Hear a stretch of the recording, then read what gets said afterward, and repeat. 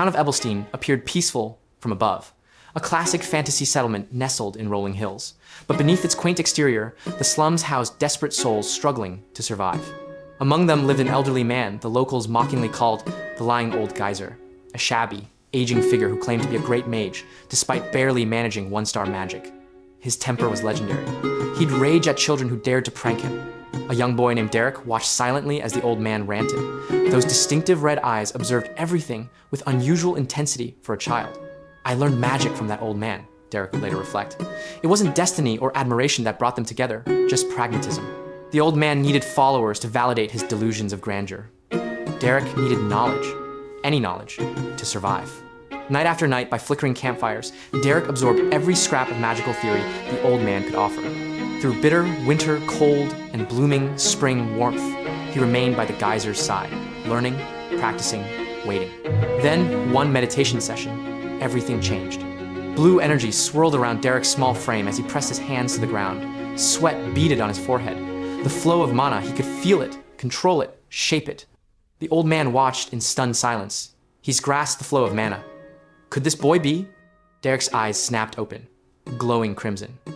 With a fierce cry, he released a concentrated blast, a mana arrow that struck a nearby tree trunk with devastating force. The nameless geyser stood frozen, staring at the glowing arrow embedded in wood.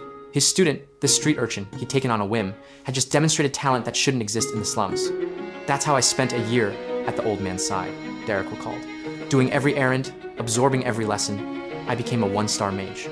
As Derek's first year of training concluded, the old man's nightly drinking grew heavier.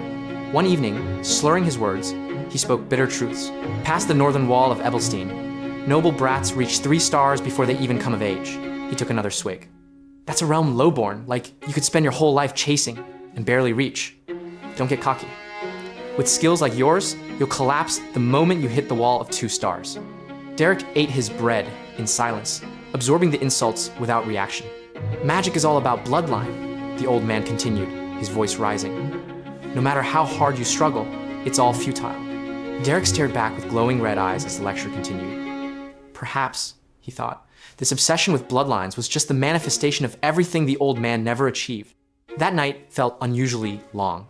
The next day, Derek returned to their usual meeting place to find the old man's body lying in the rain, covered in bruises. He'd been beaten by the guards, Derek learned later, caught trying to steal a 2-star spellbook from a warehouse. For me, Derek realized, standing in the rain as he buried his teacher, the old man who constantly preached about the futility of effort had died trying to give his student a future. As Derek stood by the simple wooden grave marker, something impossible happened. A blue screen flickered into existence before his eyes. You've unlocked the basics of magic. Please choose your primary school of magic. You cannot make any changes to your decision. A system, a game-like interface that shouldn't exist in this world. The lying old geyser always preached about bloodlines, Derek thought. But I can't possibly have noble blood. The screen didn't care about bloodlines, because I'm not originally from this world. 4 years later, Derek, now a young man of considerable skill, joined the Belden Mercenary Corps. There he met Quesa Flameheart, a fallen noble, a 3-star mage, and the second mentor who would shape his path. It's only natural for a mage to develop a desire to rise higher, Quesa told him during their lessons. And Derek, you have that kind of talent, but excessive greed will only slow your progress. Yes, I'll keep that in mind. Under her tutelage, Derek's understanding deepened. Close your eyes and feel your mana, she instructed. Sense where it's generated, what kind of flow it has. Think of it as using mana to bring the image you're imagining into reality.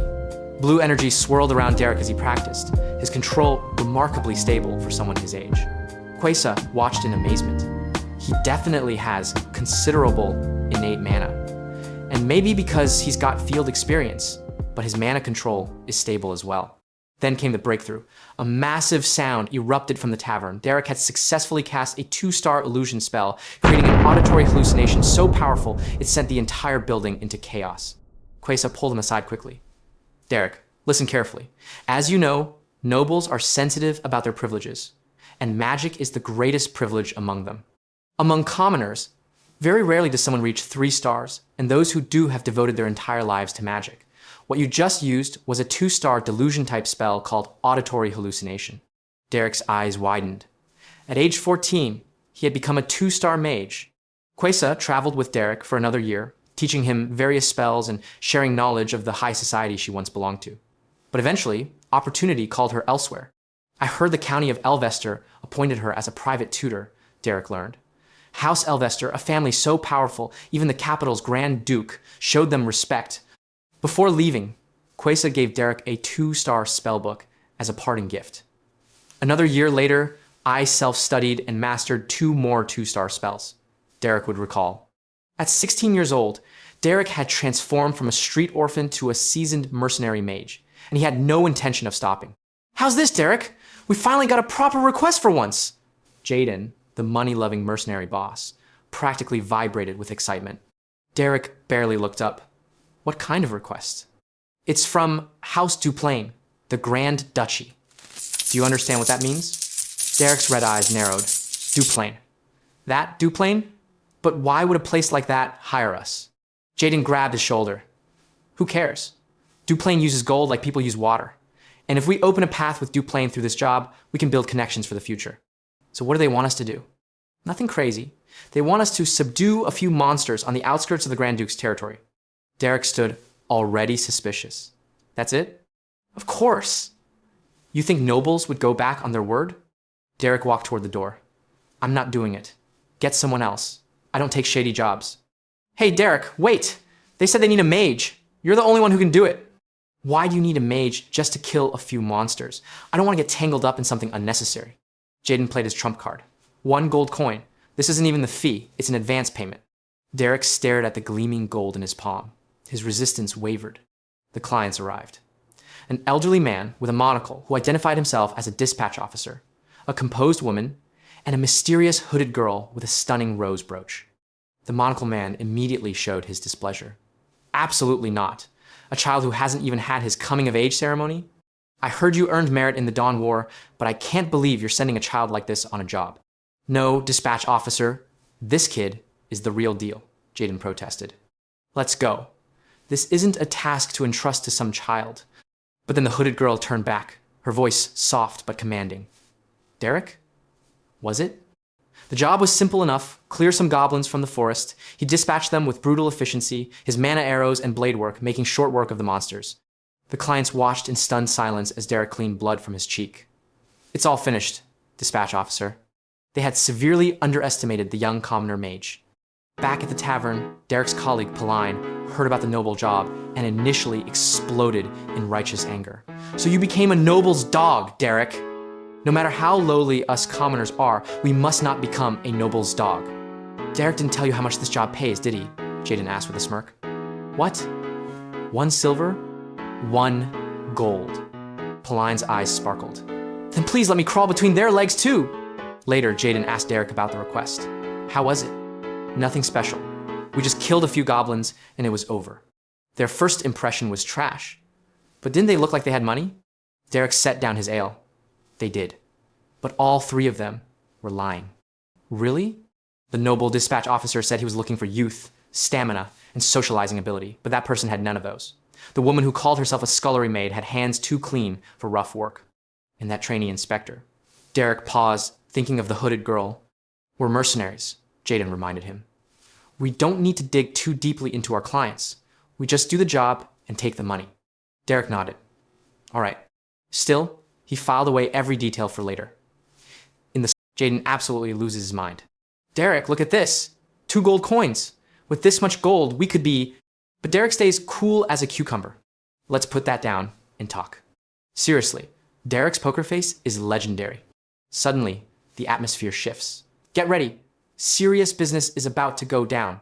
The man doesn't waste time. "Derek, I value your skills highly. I'd like to entrust you with a new request.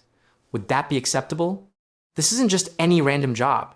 You can feel the weight of it in his voice. Derek looks caught off guard.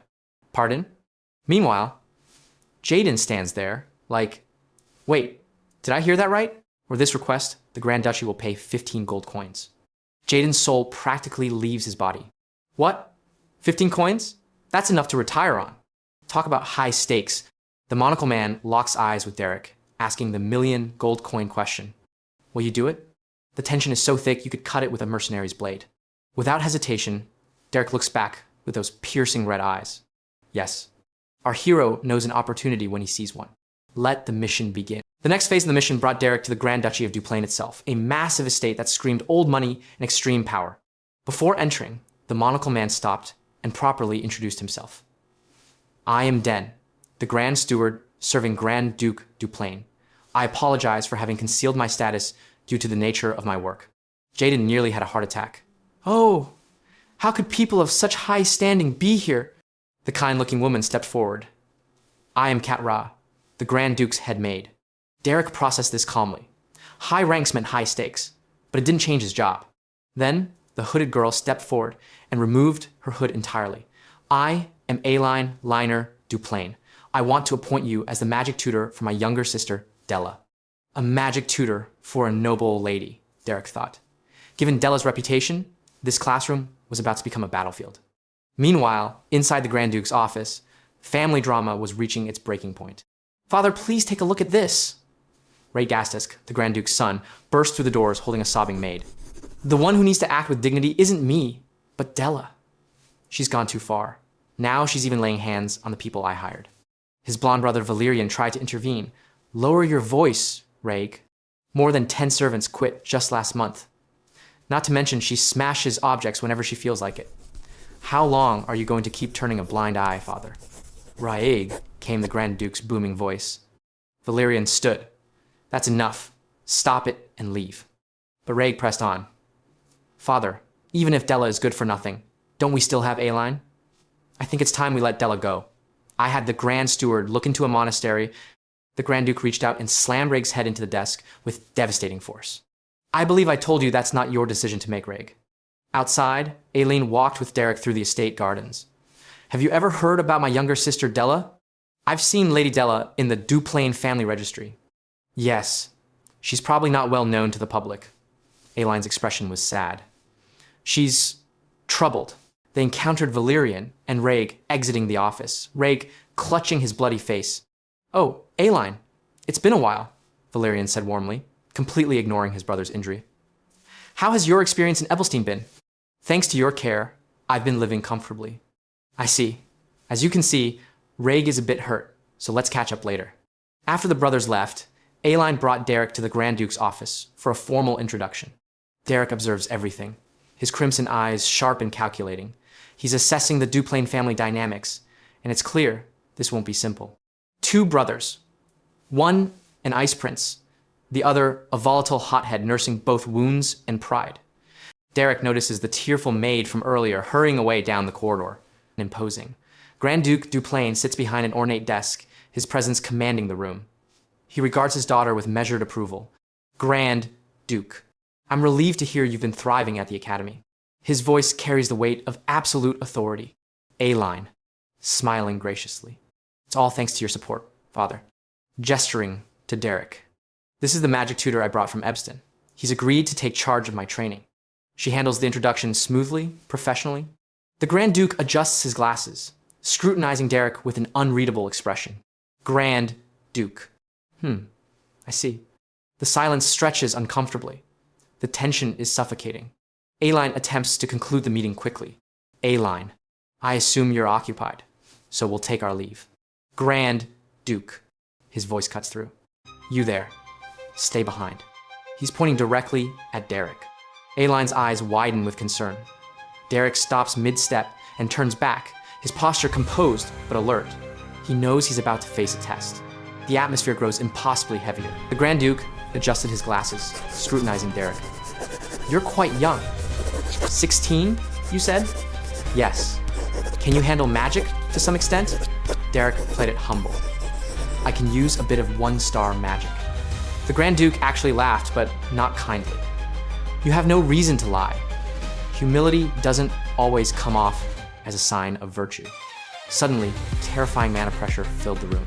Derek realized he was dealing with a 5-star mage. He quickly bowed. I apologize if I came off as disrespectful. The pressure eased.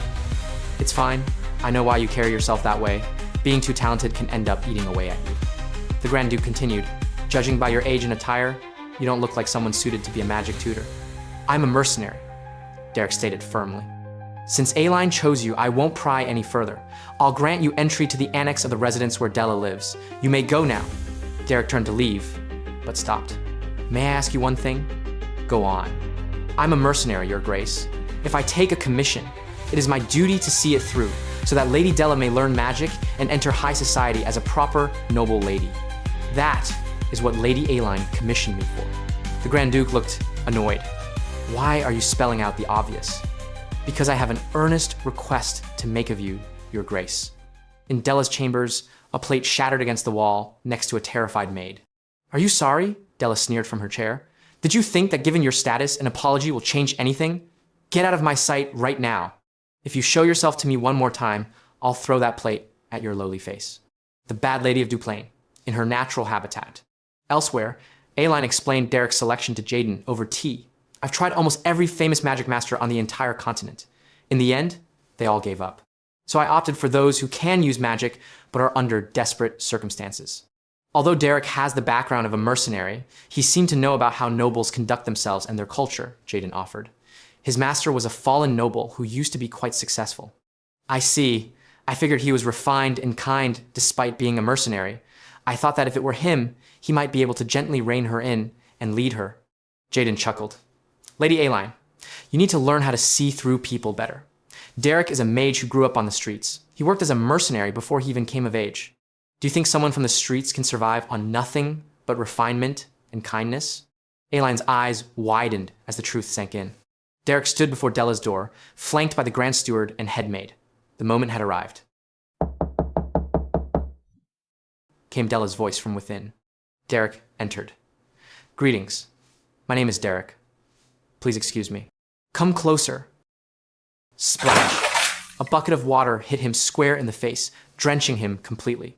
Della stood, smirking cruelly. Oh my, this is horrible. I thought some sewer rat had come in. Are you the mercenary the Grand Steward mentioned? Or maybe not looking at you again, maybe you really are a sewer rat. She climbed onto a chair, looking down at him with contempt. Well, I prepared this for you. Does it bring back memories of your home? Being drenched in gutter water suits you so much better. Derek stood there, water dripping from his hair, silent. Oh my, I ran out of water. What a shame. Then Derek's eyes began to glow deep, dangerous, crimson, but she doesn't stop. She lunges forward, trying to kick him. How dare you look at me? She screams, her voice cracking with fury. She's spiraling, completely unhinged. Stare. He won't give her the satisfaction. She slips off her shoe and covers her nose with her hand. You stink, she says, wrinkling her face in disgust. Then she crosses the line. She plants her bare foot right in his face. Know your place, sewer rat. Someone like you teaching me? Did they not teach you common sense on the streets? Dignified books and papers arranged neatly on a mahogany desk, an inkwell resting undisturbed. But that silence is deceptive. The deal made within these walls is about to upend everything. Grand Duke Duplain stands by the tall window, gazing out over his sprawling estate. He knows Della is a problem, one he can't solve alone. Enter Derek. In the meeting, Derek doesn't mince words. The fact that I'm here means Lady Della's problem can't be easily resolved. He begins, his tone direct. I want to ask your grace, who loves Lady Della more than anyone else, how much authority you're willing to grant me when it comes to teaching her. He's asking for power, real power. He knows kindness and basic magic won't reform a spoiled noble. He needs the backing to enforce real change. The Grand Duke meets his gaze, studying the fire in those red eyes. He sees a survivor, someone forged by hardship, and he makes his choice. This is the moment the contract becomes more than just payment.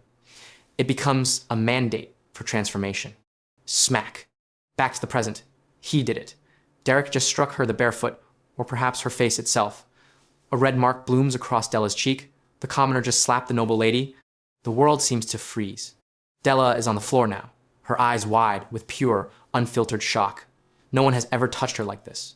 No one has ever times dared. Derek stands over her, his soaked clothes clinging to his frame, making him look like some avenging shadow given form. The dynamic has reversed entirely. His shadow falls across her face. Derek's expression is cold, hard, and absolutely unforgiving. He's no longer the gentle tutor A-Line hoped for. He's the street-hardened survivor Jaden warned about.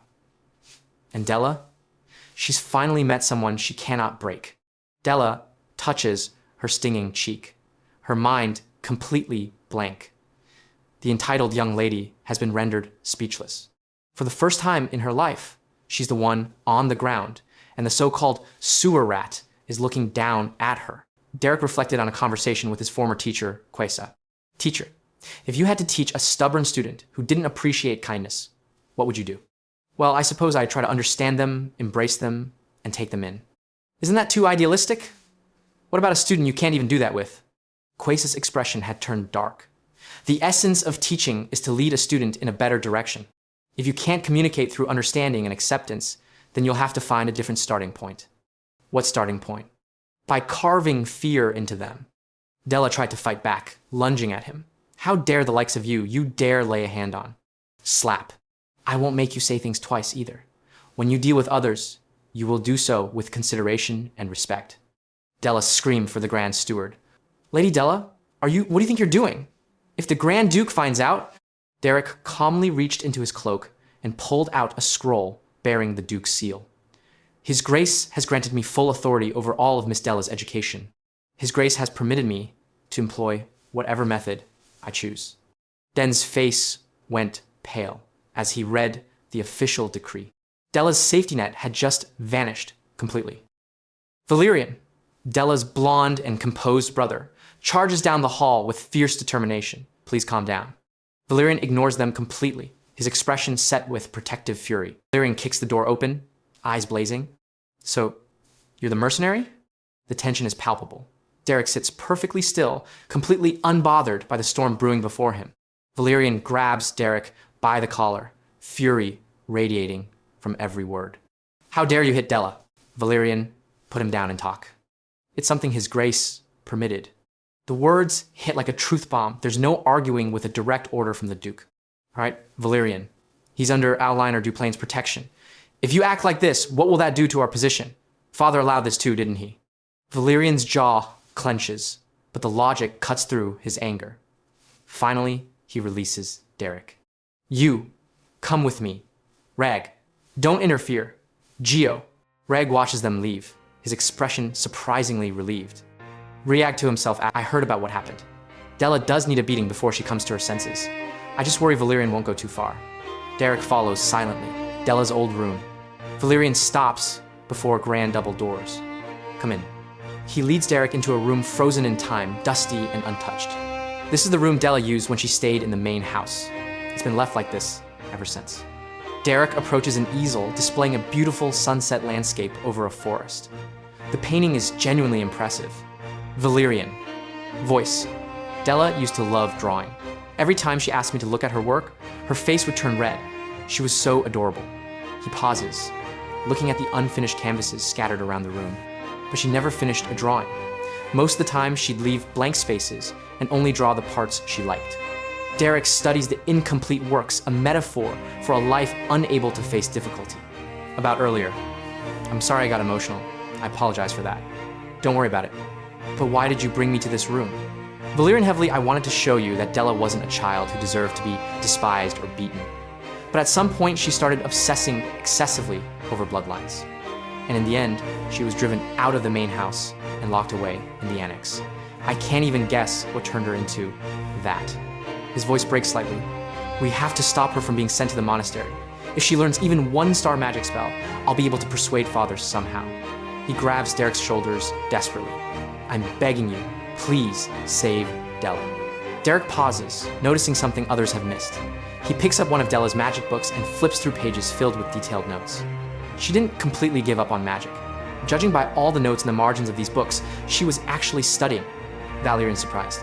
And those books over there are all theory books from the School of Regs, right? Yeah, that's right. Derek's eyes narrow with understanding she wasn't failing from lack of effort. She was failing because she was being taught in a way that didn't suit her artistic mind. He looks at another painting. A deep, mysterious forest in moody blues and greens. Complex, beautiful, full of untapped potential.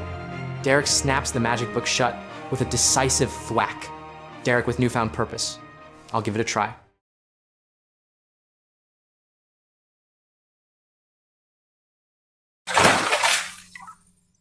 Derek dragged a protesting, soaking wet Della out of her chambers and through the mansion. Servants watched in frozen terror as the new tutor hauled the screaming noble girl into the dark forest. "What do you think doing this would even change?" Della shouted as he threw her to the ground among the trees. "Wake up from your dream. Who the hell are you to dare teach me?" Derek loomed over her, his face half hidden in shadow. "You don't even listen. Want to hear an interesting fact?" "What?" "Honestly, I don't have any intention of teaching you magic. I just like beating up stuck-up nobles." Della's blood ran cold. "What did you just say? Don't you agree? There's no reason for someone from the bottom to like nobles. This tutor nonsense is all just an excuse to beat up arrogant, high and mighty nobles like you." He drew his sword, the blade gleaming in the moonlight.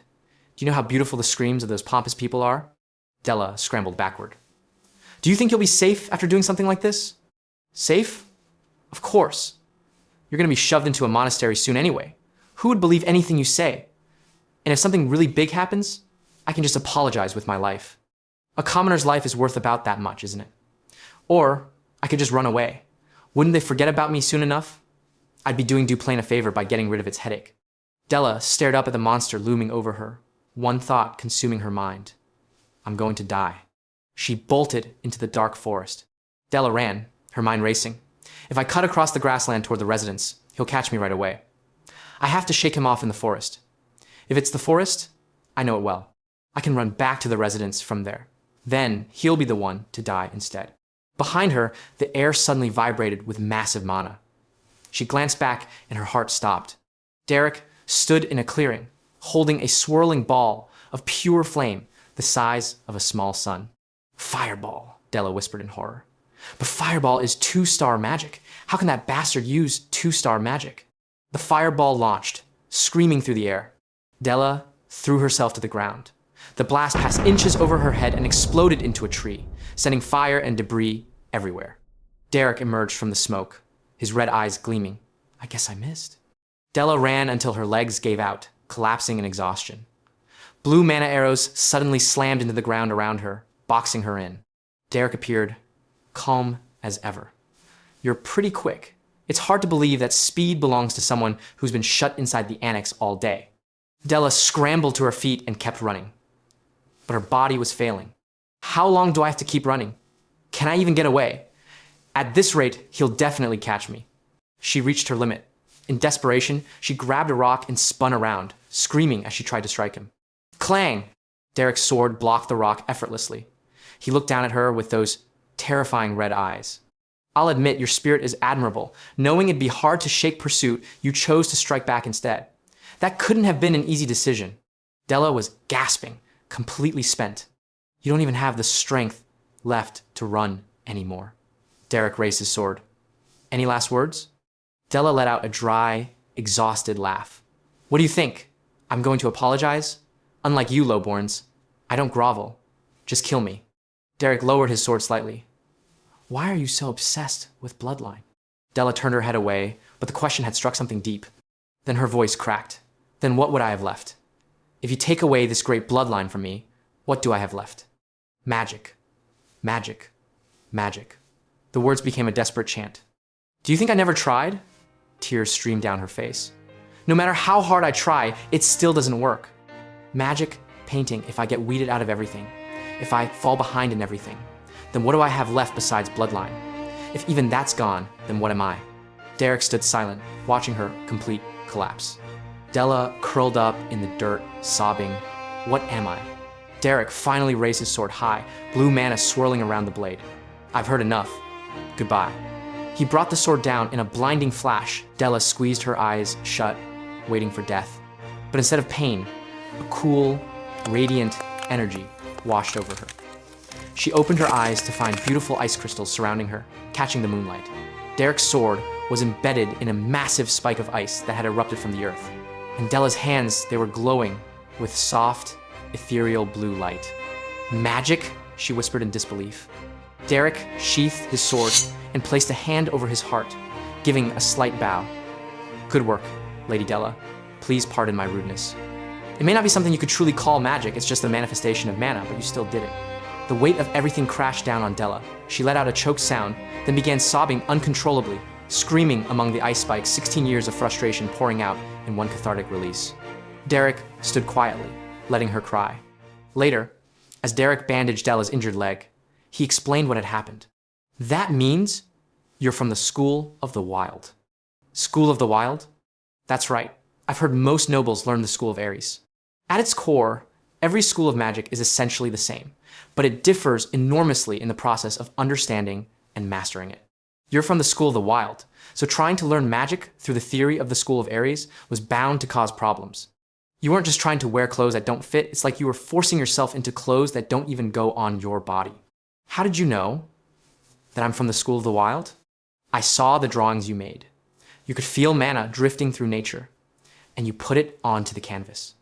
Mages born with the temperament of the School of the Wild usually sense the mana in nature when they're young. Della stared at him, stunned.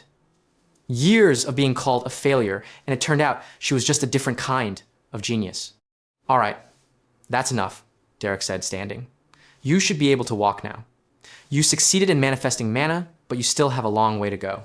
Starting tomorrow, I'll teach you how to manifest mana naturally. Derek, Della called out softly as he turned to leave.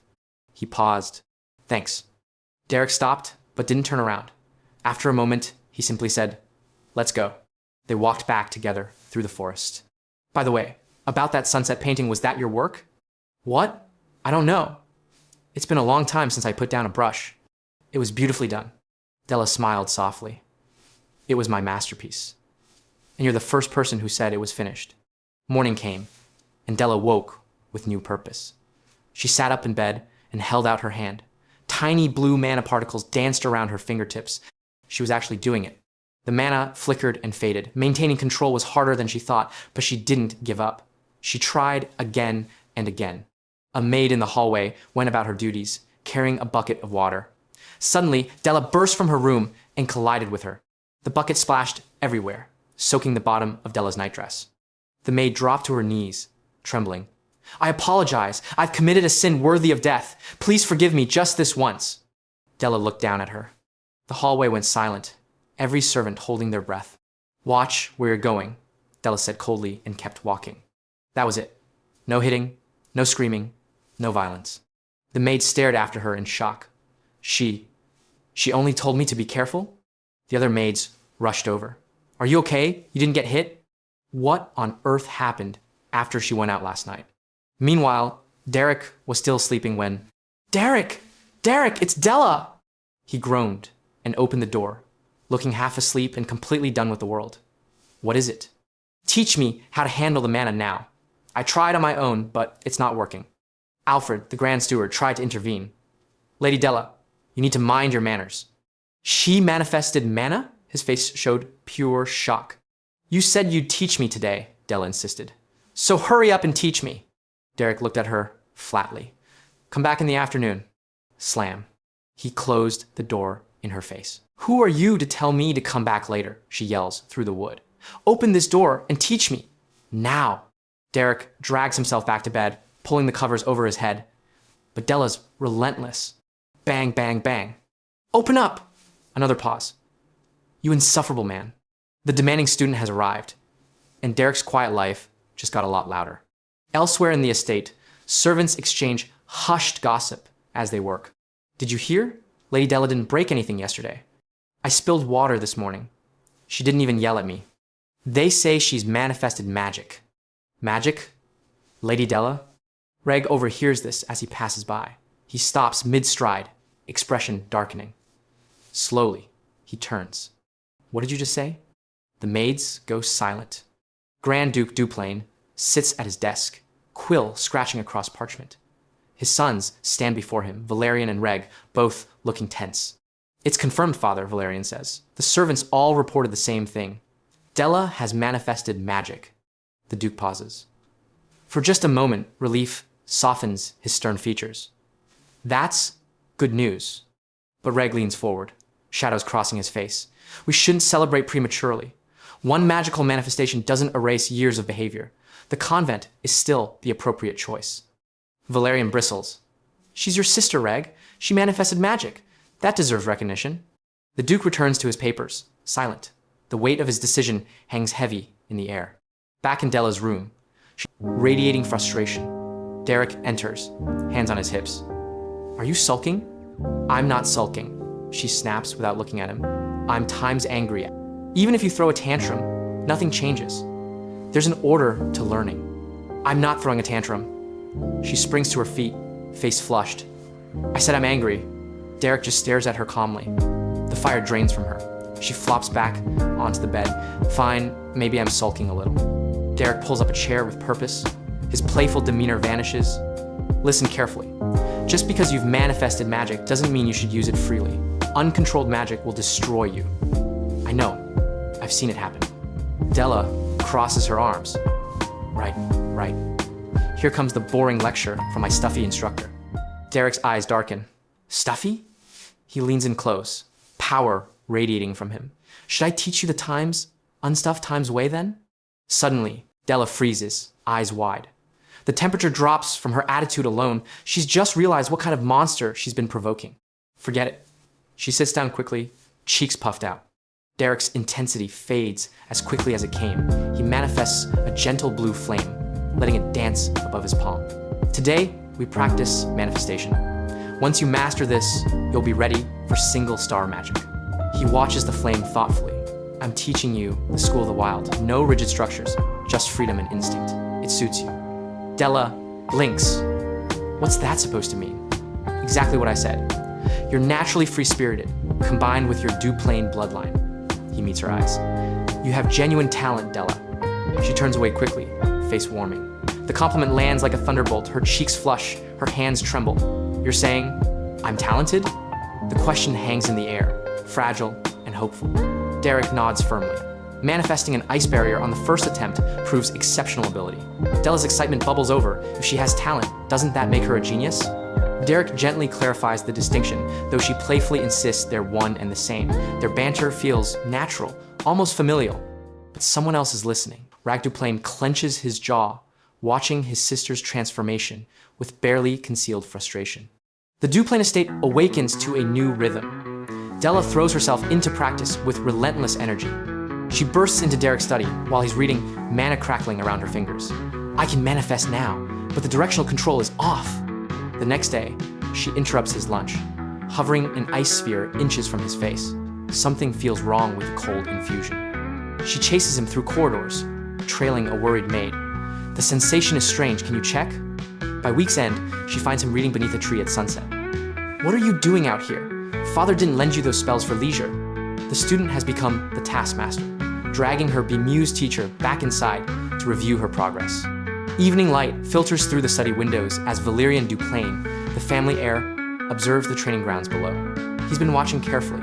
When Derek enters the ornate room, Valerian turns from the window, every inch the polished nobleman. Please, sit. We need to discuss Della's progress. The real conversation is about to begin. Valerian summoned Derek to his study. How has Della been lately? He asked. She's made quite a bit of progress, but learning one-star magic will likely take a bit more time. My mother, who went to a social gathering, will probably return sometime next week. Valerian's expression grew serious. I'll tell you this in advance, she's not someone you can take lightly. The people in this estate are fine, but nobles by nature don't like commoners holding key positions. I'll keep that in mind. Is that why you called me? Valerian went silent, then began pacing. I'm the next head of House Duplain. That means it's a position where one embraces and includes the members of their house. To do that, they must be sincere with every member. But that's really difficult because a person's heart can be so deep and profound. So what is it you're trying to say? Valerian raised his fist dramatically, then burst into tears. Della won't play with me! Derek's face went completely flat. I still vividly remember how she used to welcome me with a smile when we were little. Valerian continued through his tears. Where would you find another angel like that in the world? So Derek, isn't there some kind of way? A way to win Della's favor? Why are you asking me that? Because you're the only one Della follows around. Right on cue, Della's voice echoed through the mansion. Derek, where did you go? Valerian pulled something from his pocket. First, I learned how to make dolls from the maids. What do you think? Doesn't it look exactly like Della? Can you feel my big brother love? Derek stared at the cursed-looking creation with mismatched eyes and a creepy smile. Are you trying to curse someone? Valerian burst into tears again, his sobbing echoing down the hall. The Grand Duchess Mieladabel Duplain had returned, and the atmosphere in the mansion instantly became more formal and cold.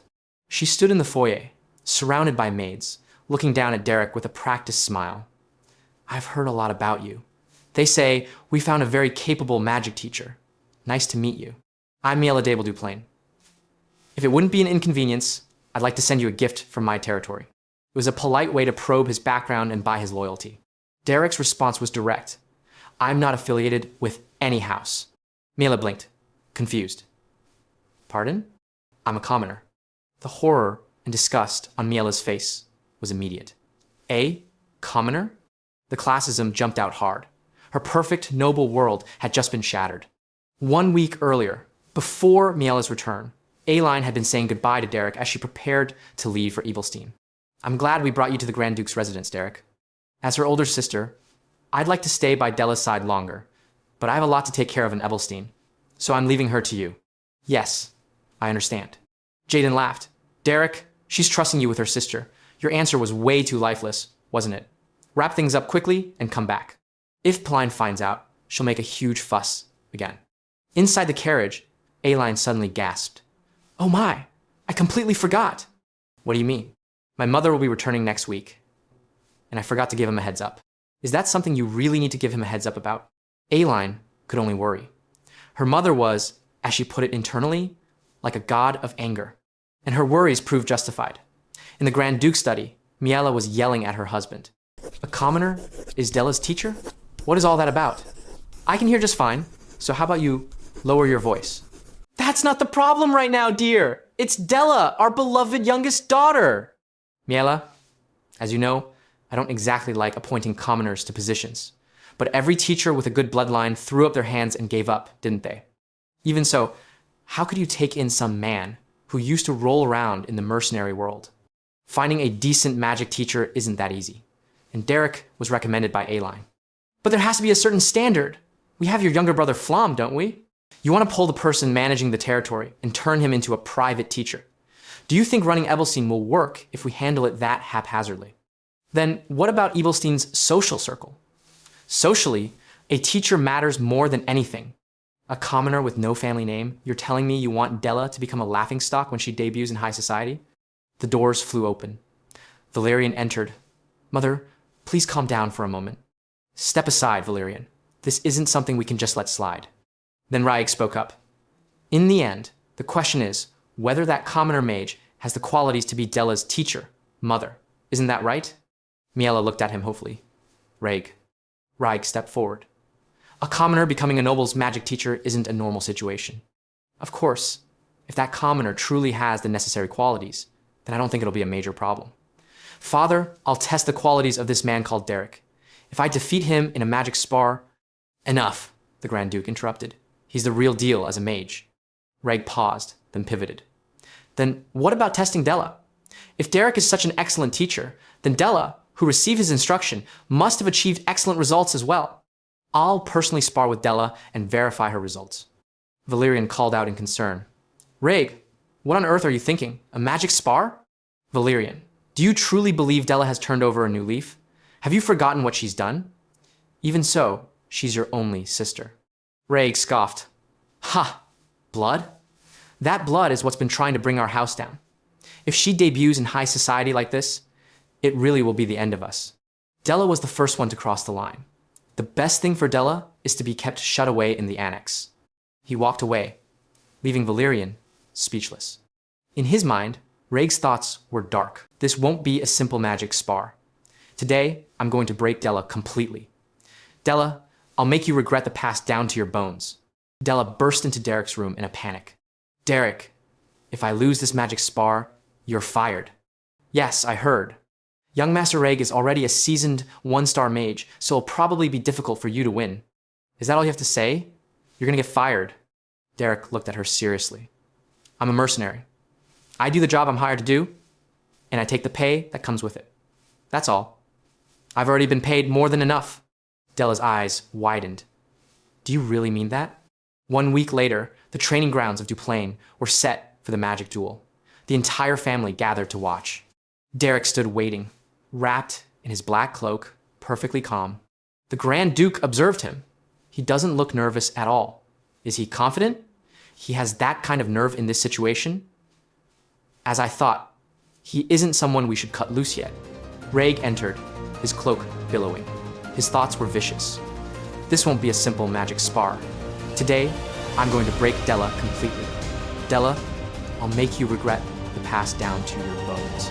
Then Della made her entrance, pulling up her hood, her red dress flowing. She remembered Derek's final lesson before the spar. Flashback. Do you really mean that?